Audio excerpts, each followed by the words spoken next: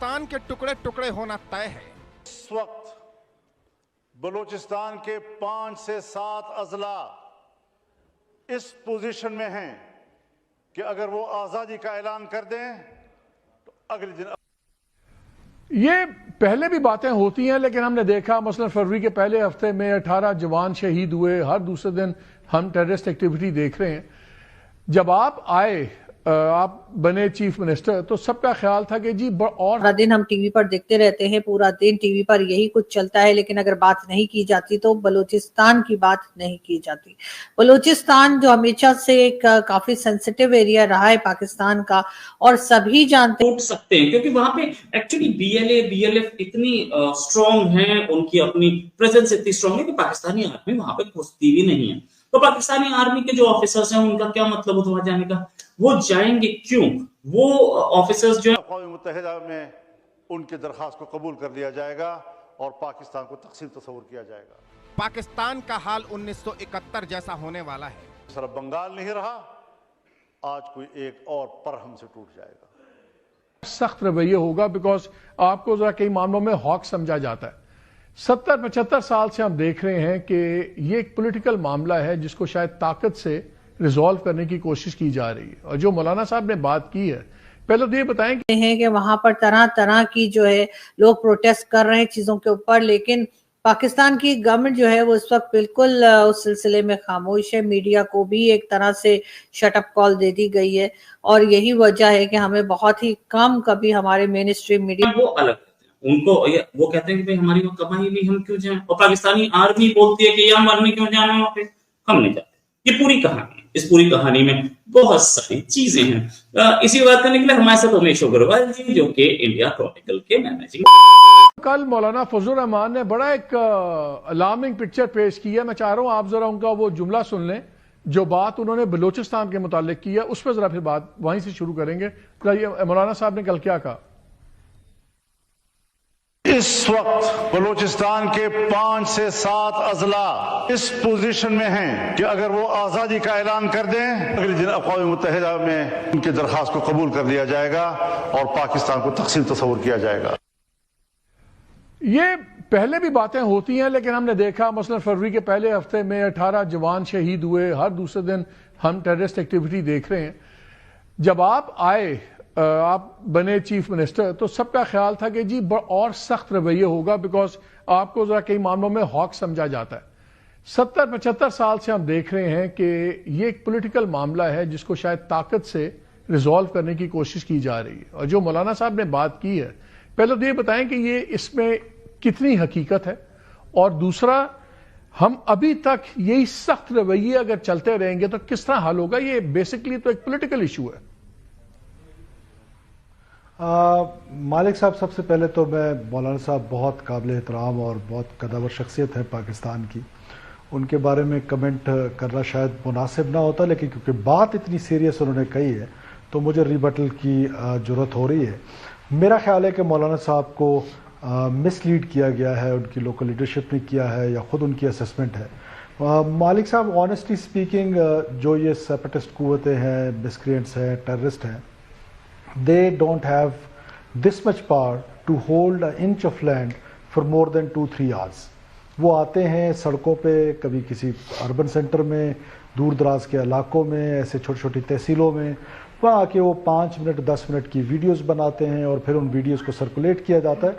तो मेरा ख्याल है मौलाना साहब के कद काट जैसे आदमी को नेशनल असम्बली में इस तरह की बात करना बग़ैर तहकीक के मुनासिब नहीं है, और मैं इसको रद्द करता हूं कि सवाल ही नहीं पैदा हो सकता है कि कोई इस तरह की सिचुएशन है। रह चुके हैं, मिनिस्टर भी रह चुके हैं, इमरान खान की पार्टी के मेंबर भी रह चुके हैं, और सभी जानते हैं कि फैसल वावड़ा साहब जी हाँ वही जो एक फौजी बूट लेकर और टॉक शो में भी बैठ गए थे, और अब आजकल भी उनके बारे में यही कहा जाता है कि वो भाई लोग के आदमी है। जी हाँ, तो उनका जो है स्टेटमेंट इमरान खान साहब को लेकर आता रहता है। उनका कहना है कि ईद के बाद भी किसी किस्म का कोई चेंज वो इमरान खान की जिंदगी में आते हुए नहीं देख रहे, और ना ही तो कोई प्रोटेस्ट होगा, ना ही कोई जेल से बाहर आता हुआ फिलहाल दिखाई दे रहा है। ऐसा कहना है फैसल वाउडा साहब का। इस किस्म की बातें जो हैं सारा दिन हम टीवी पर देखते रहते हैं, पूरा दिन टीवी पर यही कुछ चलता है, लेकिन अगर बात नहीं की जाती तो बलूचिस्तान की बात नहीं की जाती।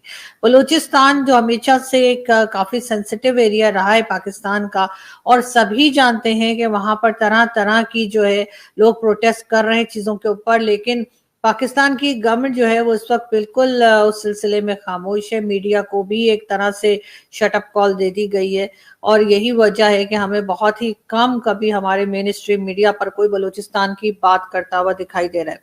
बलूचिस्तान के हालात जो है वो खराब से खराब तर होते चले जा रहे हैं, लेकिन गवर्नमेंट उस तरफ नहीं देख रही, या शायद गवर्नमेंट को इजाजत ही नहीं है कि बलूचिस्तान की तरफ देखे। उसके बाद जब वो लोग ये कहते हैं कि हम पाकिस्तान का हिस्सा नहीं है या हम पाकिस्तान के साथ रहना नहीं चाहते, तो फौरन ही गद्दारी का सर्टिफिकेट उन्हें दे दिया जाता है। साथ साथ ये भी कहा जाता है कि कई दूसरी कुव्वतें ऐसी हैं, कई दूसरी ऐसी पावर्स हैं या कंट्रीज समझ लीजिए जो हमारे पड़ोसी मुल्क हैं, उनके ऊपर इल्जामात लगा दिए जाते हैं कि जी असल में बलूचिस्तान में जो कुछ हो रहा है, जो गड़बड़ चल रही है, उसमें उनका हाथ है, वरना तो बलूचिस्तान के लोग हमारे साथ बड़े खुश हैं। कई बार ऐसा भी हमने देखा कुछ दिनों में कि बलूचिस्तान की तरफ से कहा गया, लोगों को सामने लाया गया, कुछ लोगों को कहा गया कि जी इन्होंने हथियार उठा रखे थे, अब इन्होंने हथियार डाल दिए हैं। हथियार डाल देने के बाद आपको जानते ही हैं कि हथियार डालने पे हमारे यहाँ बड़ा जश्न मनाया जाता है, तो उनको भी यही कहा गया कि जी आपने बड़ा अच्छा किया कि हथियार डाल दिए, लेकिन वो हथियार डाले गए या डलवाए गए जो भी तरीका था, लेकिन बलूचिस्तान के हालात उससे भी बेहतर ना हुए। पहले हम आपको सुनाते हैं उन्होंने क्या बोला। कि इस वक्त बलूचिस्तान के 5 से 7 अजला इस पोजीशन में हैं कि अगर वो आज़ादी का ऐलान कर दें तो अगले दिन अक़वाम मुत्तहिदा में उनकी दरख्वास्त को कबूल कर लिया जाएगा और पाकिस्तान को तक़सीम तस्वुर किया जाएगा। ये बात हमने आपको बहुत पहले बताई थी कि 5 से 7 जिले जो हैं वो टूट सकते हैं, क्योंकि वहां पे एक्चुअली बीएलएफ इतनी स्ट्रांग है, उनकी अपनी प्रेजेंस इतनी स्ट्रांग है कि पाकिस्तानी आर्मी वहां पे घुसती भी नहीं है।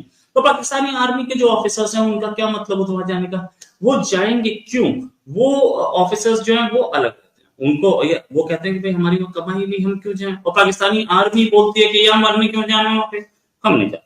ये पूरी कहानी, इस पूरी कहानी में बहुत सारी चीजें हैं। इसी बात करने के लिए हमारे साथ उमेश अग्रवाल जी जो कि इंडिया क्रॉनिकल के मैनेजिंग एडिटर हैं। उमेश जी बहुत बहुत स्वागत है आपका हमारे शो में। उमेश जी, फजलुर रहमान साहब क्या बोल रहे हैं? क्या सच में बलूचिस्तान के 5 से 7 जिले टूटने के लिए तैयार हैं?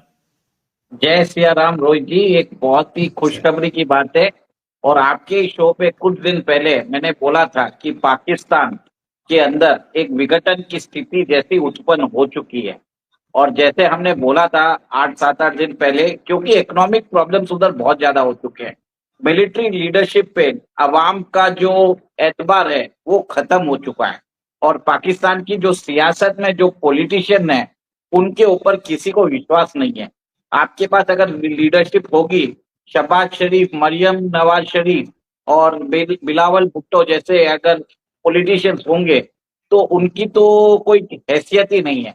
और आपने इमरान खान को अंदर डाल के रख दिया जो जन नेता है, और पाकिस्तान के अंदर जनरल असीम मुनीर है, उनके तो कुछ और ही किस्से आ रहे हैं। तो एक तरह से entire leadership of Pakistan is being discredited. और आप ये देखिए जिस हिसाब से अभी IMF की टीम भी उधर गई है, उनको $2.5 बिलियन